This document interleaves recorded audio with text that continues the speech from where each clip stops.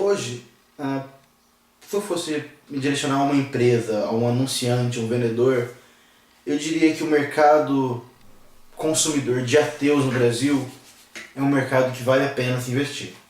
Por alguns motivos básicos. Primeiro, os ateus, em geral, eu não tenho dado exato aqui, mas são de poder econômico, classe social maior do que a média da sociedade brasileira, tem um índice de estudo maior do que a média da sociedade brasileira.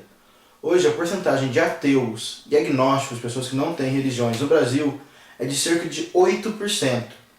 Isso representa quase 15 milhões de pessoas. Então, com certeza, é um mercado consumidor potencial muito grande. E com uma certa cautela, para não desagradar os outros mercados consumidores, é importante que as empresas passem a vê-lo como um mercado potencial. O ateísmo, comparado a qualquer outro segmento religioso no Brasil, é o que mais cresce. Em 1960, o índice de ateus no Brasil, que se declaravam ateus, não passava de 1% das pessoas, enquanto o catolicismo era mais de 90%. Hoje, os ateus já são 8%, enquanto os católicos estão um pouco acima dos 60%. Os ateus, proporcionalmente nesse tempo, cresceram até mesmo mais do que os evangélicos, que estouraram nos últimos anos no Brasil. Então, talvez seja interessante para as pessoas e para as empresas abrirem os olhos que as coisas estão mudando. Nós não podemos ser mais considerados uma sociedade cristã. Nós somos uma sociedade plural, laica.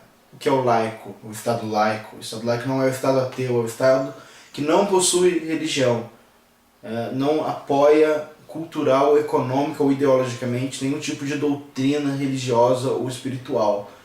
E assim deve ser a comunicação para o povo, tanto do Estado quanto das empresas, que devem adotar essa postura laica.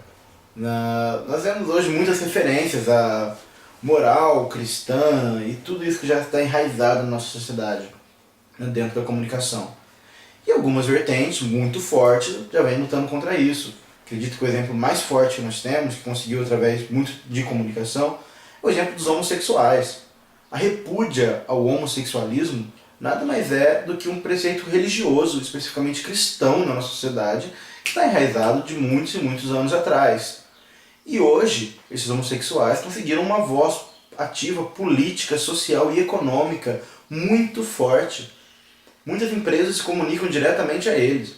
Hoje nós temos montadores que fazem carros voltados para o público homossexual. E por que eu estou citando esse exemplo de homossexual?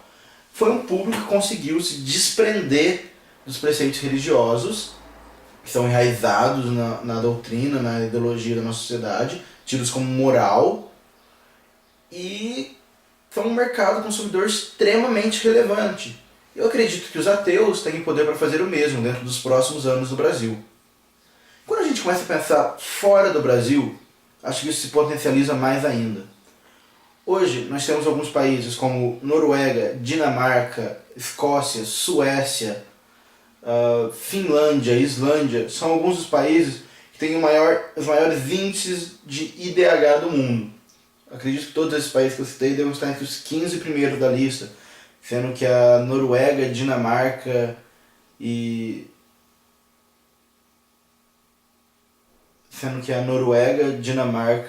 Suécia estão entre os 5 primeiros. Esses 3 países em especial têm um índice de ateus de mais de 80% da população. O que isso significa? Os ateus criam um lugar melhor? Não necessariamente, a gente sabe que é outra realidade política, ideológica e cultural. São países muito menores fisicamente, é muito mais fácil de desenvolvimento econômico e social. Mas isso mostra a tendência de um país evoluído, de um país em que as pessoas têm estudo formal, acadêmico, de se desprender dessas tradições religiosas. E isso vai influir muito na vida das pessoas e, consequentemente, na maneira com que elas se comunicam. A comunicação passa a ser algo muito mais sincero.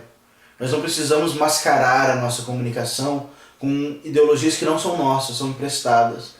Emprestadas do cristianismo, emprestadas do espiritismo, das suas vertentes, do catolicismo, do evangelismo, seja qual for.